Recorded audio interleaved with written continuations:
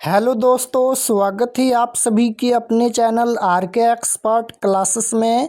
तो आज के क्लास में हम लोग क्लास 10th के लिए मैथ यानी गणित के वैसे ऑब्जेक्टिव क्वेश्चन पढ़ेंगे जो आपके मैट्रिक परीक्षा में पूछा जाएगा।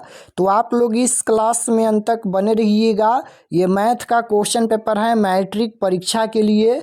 अगर आप लोग ये सभी क्वेश्चन देख लेते हैं और सभी क्वेश्चन बना लेते हैं तो यही सब क्वेश्चन आपके परीक्षा में पूछा जाएगा। तो सबसे पहले मैथ में सेक्शन ए मिलेगा। सेक्शन ए में आपसे ऑब्जेक्टिव क्वेश्चन पूछा जाएगा। 1 से लेकर 100 तक ऑब्जेक्टिव क्वेश्चन पूछा जाएगा। इनमें से किन्हीं 50 प्रश्नों के उत्तर देना है परीक्षा में। तो आइए पहला नंबर क्वेश्चन देखते हैं। फर्स्ट क्वेश्चन यहाँ पर पूछा गया है, रूट 19 है एक। रूट 19 कौन सी संख्या है? तो रूट 19 का वर्गमूल पूर्ण रूप से नहीं निकलेगा। रूट 19 का वर्गमूल पूर्ण रूप से नहीं निकलेगा, इसलिए यह एक अपरिमेय संख्या हो जाएगा। तो right answer option number B हो जाएगा। रूट 19 एक अपरिमेय संख्या है। परिमेय संख्या और अपरिमेय संख्या से 100% क्वेश्चन आपके परीक्षा में पूछा जाएगा। तो जिसका वर्गमूल पूर्ण रूप से निकल जाएगा वह एक परिमेय संख्या होता है, और जिसका वर्गमूल पूर्ण रूप से नहीं निकलेगा वह एक अपरिमेय संख्या हो जाएगा। तो जैसे कि रूट 16 हो गया। रूट 16 कौन सी संख्या है? तो यह एक परिमेय संख्या है, क्योंकि रूट 16 का वर्गमूल 4 होता है। रूट 25 हो गया। रूट 25 का वर्गमूल 5 होता है, तो यह भी एक परिमेय संख्या है। तो जिसका वर्गमूल पूर्ण रूप से निकल जाएगा वह एक परिमेय संख्या हो जाएगा, और जिसका वर्गमूल पूर्ण रूप से नहीं निकलेगा वह एक अपरिमेय संख्या हो जाएगा। परिमेय संख्या को p बटा q के रूप में लिखा जा सकता है। रूट 19 एक अपरिमेय संख्या है, अपरिमेय संख्या को p बटा q के रूप में नहीं लिखा जा सकता है। तो option number B right answer होगा। क्वेश्चन नंबर 2 यहाँ पर पूछा गया है कि 140 के अभाज्य गुणनखंड में 7 का घातांक क्या है? 7 का घातांक पूछा गया है। तो सबसे पहले हम लोग 140 का गुणनखंड कर लेते हैं। यहाँ पर 2 से कटाएंगे यहाँ पर, तो ये हो जाएगा 70, और 2 से कटाएंगे ये हो जाएगा 35, 5 से कटाएंगे तो ये हो जाएगा 7, और 7 से कटाएंगे तो 1 हो जाएगा। तो 7 का घातांक पूछा गया है। 7 देखिए एक बार है, तो इसका घातांक क्या होगा? 1 होगा, क्योंकि यहाँ पर 7 के पावर 1 लिख सकते हैं, क्योंकि 7 एक बार है, तो इसका घातांक यहाँ पर 1 हो जाएगा। Option number B right answer. Question number 3 यहाँ पर पूछा गया है, यूक्लिड विभाजन प्रमेय के अनुसार किन्हीं दो धनात्मक पूर्णांकों a और b के लिए ऐसे अद्वितीय पूर्णांक q और r विद्यमान है कि a बराबर b q प्लस r में जहां r संतुष्ट करता है। तो इसका आंसर ऑप्शन नंबर सी हो जाएगा। b का मान r से छोटा होगा और r 0 से छोटा या बराबर होगा। तो right answer option number C हो जाएगा। क्वेश्चन नंबर 4 यहाँ पर देखिएगा, पूछा गया है, यदि m एक धनात्मक पूर्णांक है तो एक धनात्मक सम पूर्णांक का रूप होगा। यहाँ पर सम पूर्णांक का रूप पूछा गया है। तो सभी में देखिएगा m लगा है।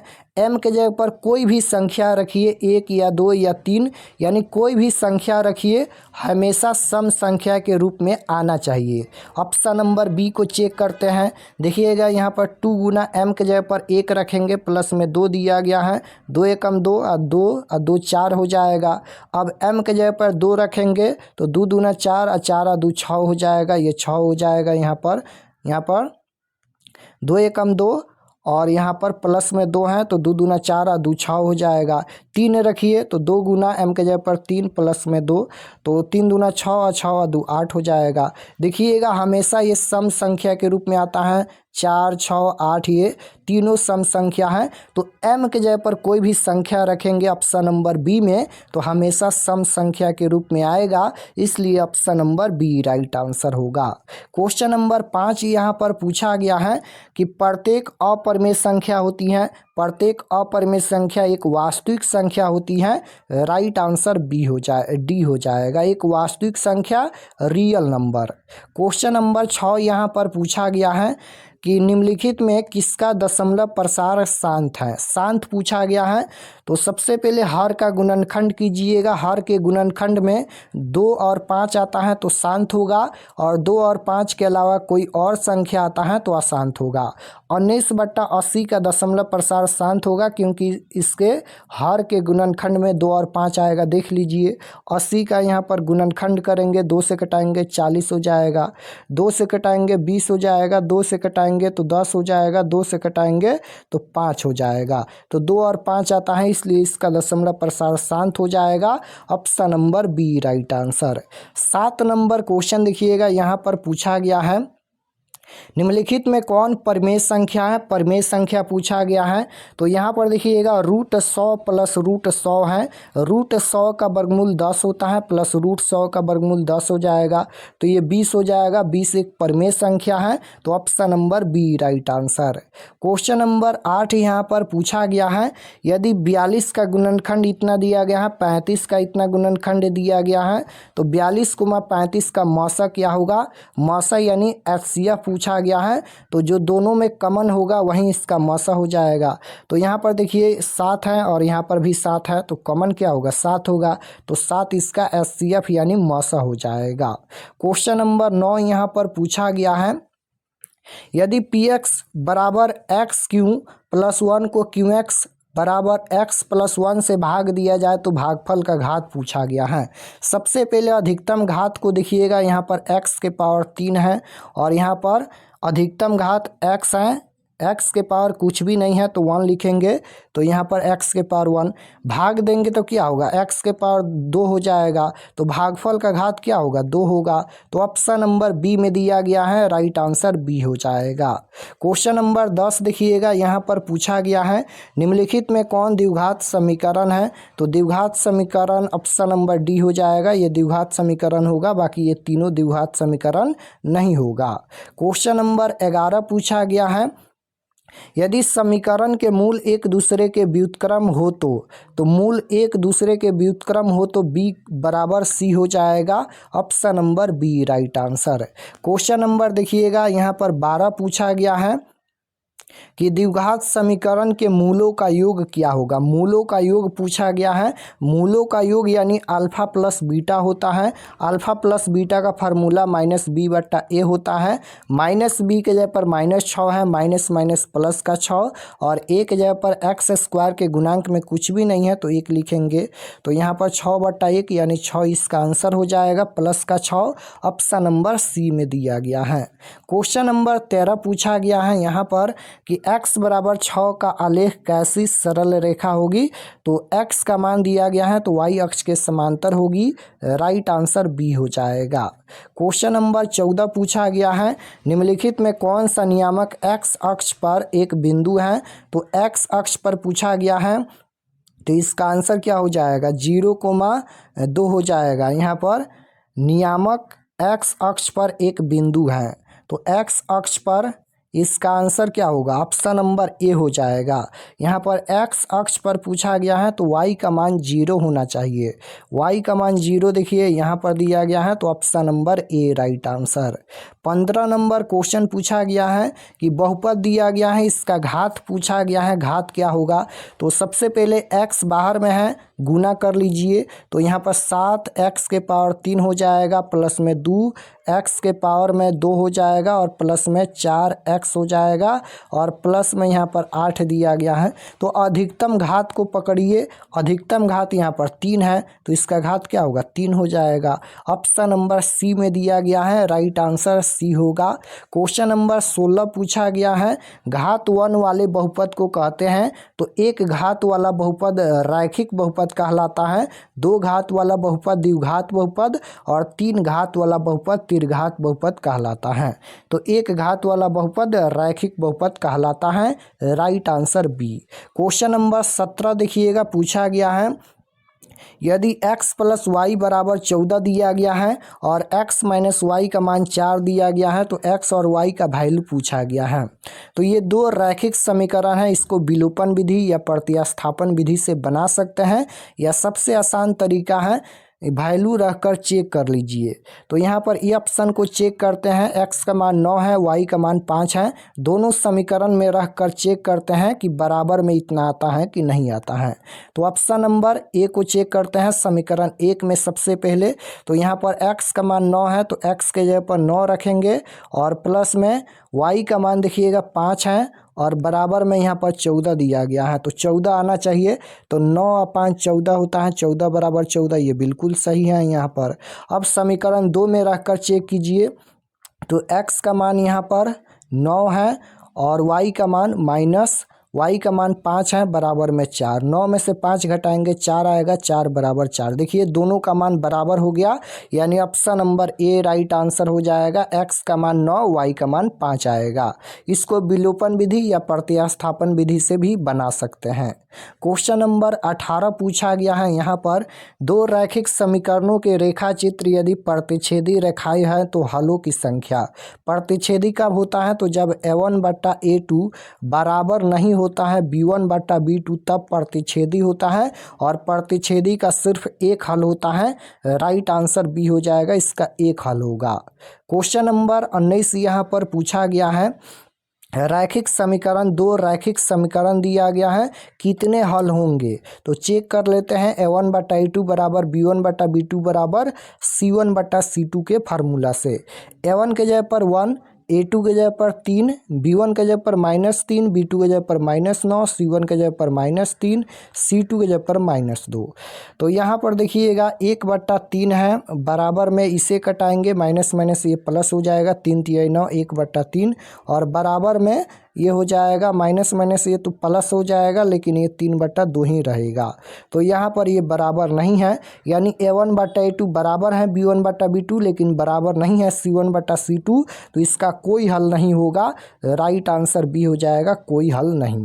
क्वेश्चन नंबर 20 यहाँ पर पूछा गया है, यदि a1 बटा a2 बराबर है b1 बटा b2 बराबर है c1 बटा c2, तो समीकरण निकाय तथा आलेख होगा। आलेख पूछा गया है, तो ये फार्मूला ही है। अगर a1 बटा a2 बराबर होता है b1 बटा b2 और बराबर होता है c1 बटा c2 के, यानी जब तीनों बराबर होता है तो ये समपाती होता है और इसका अनगिनत हल होता है। तो ये समपाती सरल रेखाएं होगा, option number B right answer.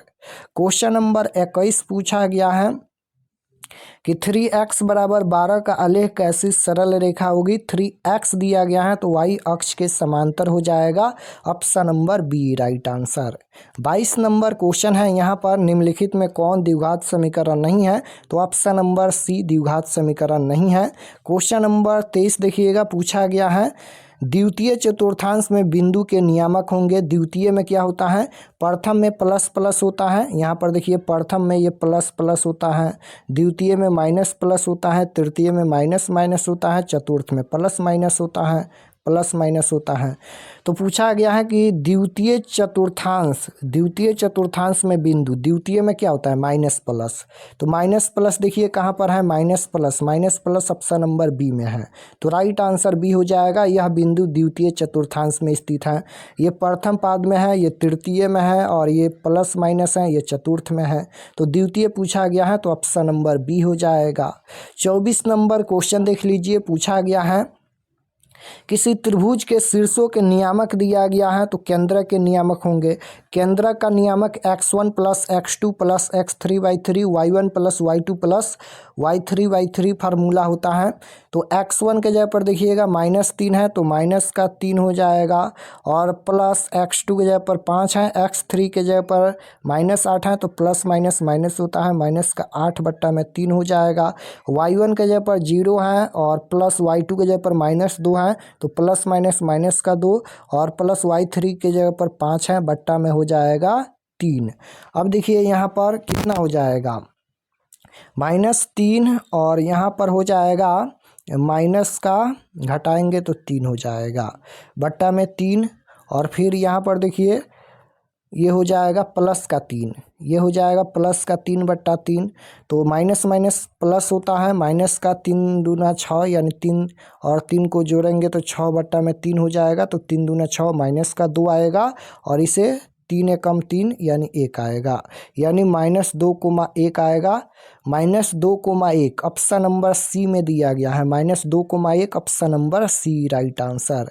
25 देखिएगा, पूछा गया है कि त्रिभुज ABC एक समकोण त्रिभुज है जिसमें कोण C का मान 90 डिग्री है, तो cos A प्लस B का मान, cos A प्लस B, तो यहाँ पर कोण C का मान 90 डिग्री है, तो A और B का मान कितना होगा, 45 45 हो जाएगा, क्योंकि त्रिभुज के तीनों कोणों का योगफल 180 डिग्री होता है, तो 90 दिया गया है, और 90 45 45 जोड़ेंगे तो 90 हो जाएगा, तो A का मान भी 45 डिग्री, B का मान भी 45 डिग्री, तो ये हो जाएगा कॉस, यहाँ पर 45 45 90 डिग्री, तो कॉस 90 डिग्री का मान कितना होता है, कॉस 90 डिग्री का मान 0 होता है, तो ऑप्शन नंबर ए में दिया गया है, राइट आंसर ए हो जाएगा।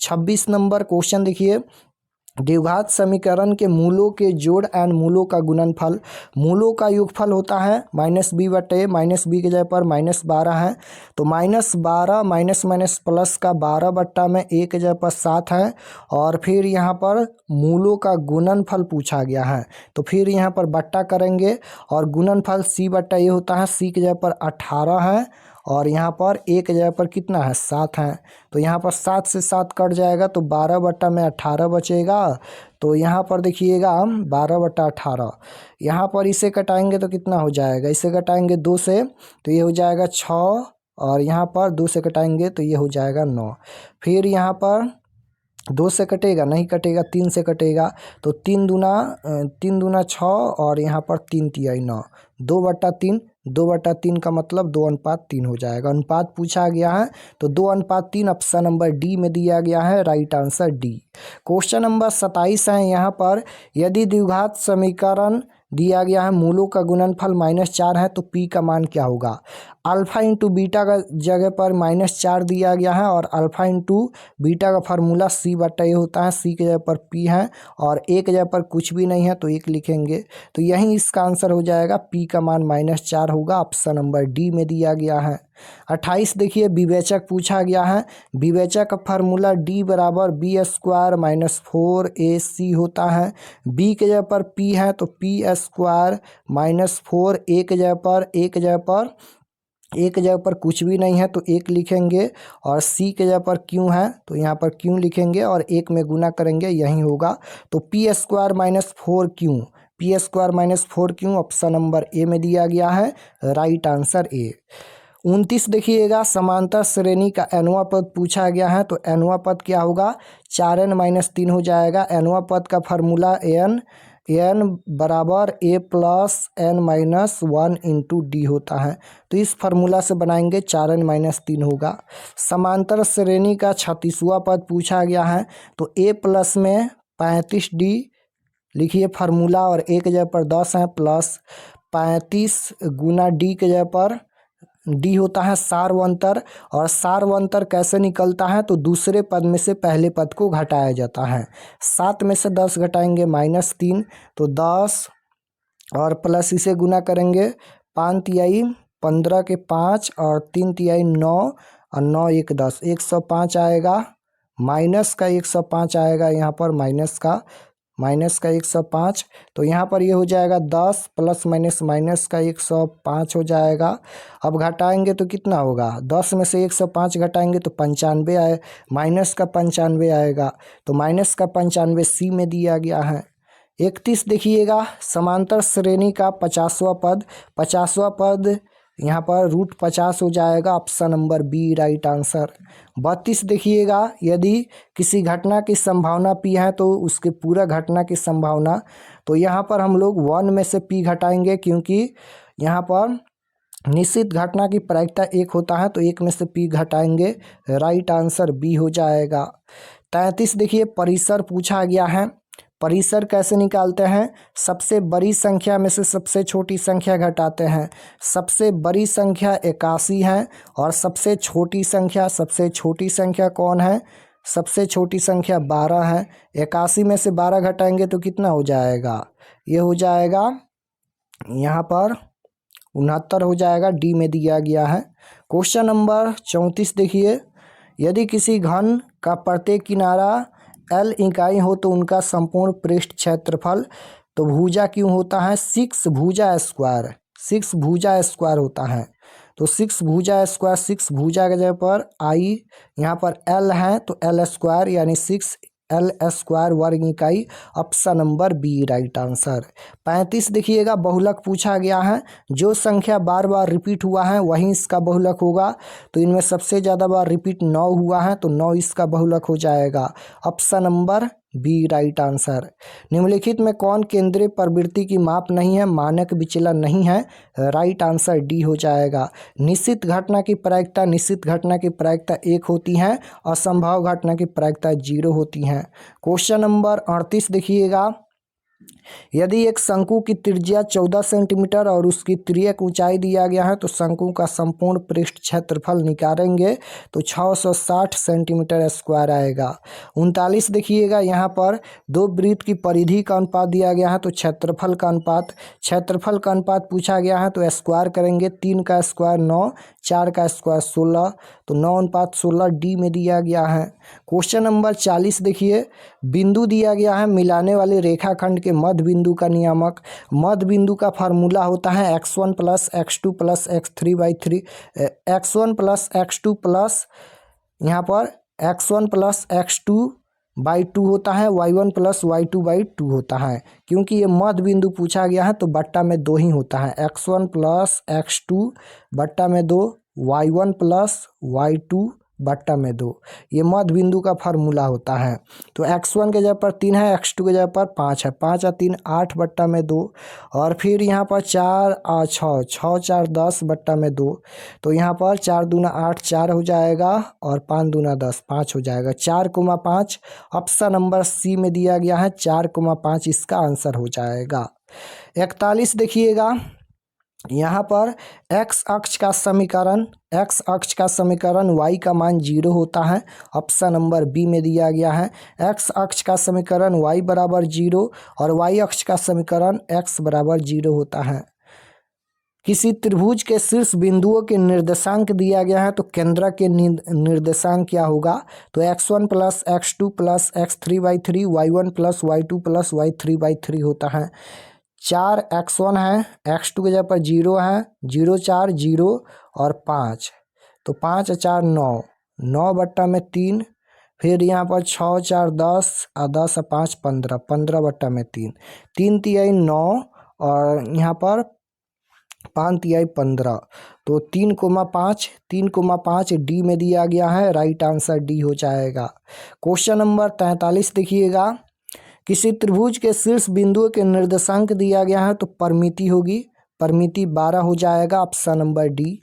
क्वेश्चन नंबर 44 देखिए, बिंदु दिया गया है, जोड़ने वाले रेखाखंड का मध्य बिंदु किस चतुर्थांश में स्थित है? सबसे पहले मध्य बिंदु निकालिए तो 2 प्लस x2 के जगह पर -6 है, प्लस माइनस का 6 हो जाएगा बट्टा में 2, y1 3 y2 7 बट्टा में 2। तो यहाँ पर घटाएंगे तो कितना होगा? 2 में से 6 घटाएंगे -4 बट्टा 2, और यहाँ पर 7 और 3 10, 10 बट्टा में 2। इसे घटाएंगे तो -2 और इसे घटाएंगे 5 दूना 10 प्लस का 5, तो -2,5 है। तो पूछा गया है किस चतुर्थांश में स्थित है? तो माइनस प्लस है, माइनस प्लस द्वितीय में होता है तो द्वितीय हो जाएगा। Option number B right answer. बिंदु दिया गया है, x अक्ष से दूरी पूछा गया है तो y का वैल्यू बताइए। y का वैल्यू 4 है तो 4 इसका आंसर हो जाएगा। y अक्ष पर किसी बिंदु x का नियामक 0 होता है। Option number A right answer. 47 number question देखिए, निम्नलिखित में किसका दशमलव प्रसार अशांत है? अशांत पूछा गया है तो अशांत किसका होगा? 243 का अशांत हो जाएगा। Option number B right answer. Question number 48 देखिए, बहुपद दिया गया है, शून्यकों का योग पूछा गया है तो अल्फा प्लस बीटा फार्मूला होता है -b/a, -b के जगह पर -14 है, माइनस प्लस का 14 बट्टा में 1 के जगह पर 5, 14/5 ऑप्शन नंबर सी में दिया गया है। 49 देखिएगा, एक अशून्य परिमेय और अपरिमेय संख्या का गुणनफल क्या होता है? हमेशा अपरिमेय संख्या ही होता है। 50 देखिए, पूछा गया है, बहुपद दिया गया है, इसका शून्यक पूछा गया है, x² - 11 का शून्यक पूछा गया है तो बराबर 0 करेंगे। तो एक्स स्क्वायर बराबर -11 है, इधर आएगा तो प्लस का 11, स्क्वायर हटेगा तो रूट में जाएगा, रूट अंडर 11 तो रूट 11 हो जाएगा। और इसका 2 शून्यक होगा, एक प्लस का रूट 11 और एक माइनस का रूट 11। तो एक प्लस का रूट 11 और एक माइनस का रूट 11 ऑप्शन नंबर डी में दिया गया है, राइट आंसर डी हो जाएगा। तो यहाँ पर हम लोग 50 क्वेश्चन देखे हैं, आप लोग ये सभी क्वेश्चन बना कर जाइए परीक्षा देने, यही सब क्वेश्चन आपके परीक्षा में पूछा जाएगा। और अगर आप लोग चैनल पर नए होंगे तो चैनल को ज़रूर सब्सक्राइब कर लेना, ताकि आने वाले नेक्स्ट क्लास आपके पास ज़रूर पहुँचे। और अगर आप लोग क्वेश्चन पेपर डाउनलोड करना चाहते हैं तो गूगल पर जाइए, सर्च कीजिए आरके एक्सपर्ट क्लासेस। इसी चैनल का नाम गूगल में सर्च करना है, आरके एक्सपर्ट क्लासेस। तो जैसे ही गूगल पर सर्च करेंगे आरके एक्सपर्ट क्लासेस तो आपके सामने फर्स्ट पेज आएगा, उस पर क्लिक कीजिएगा और क्लास 10th के सेक्शन में जाकर आप लोग क्वेश्चन पेपर और ऑनलाइन टेस्ट दे सकते हैं।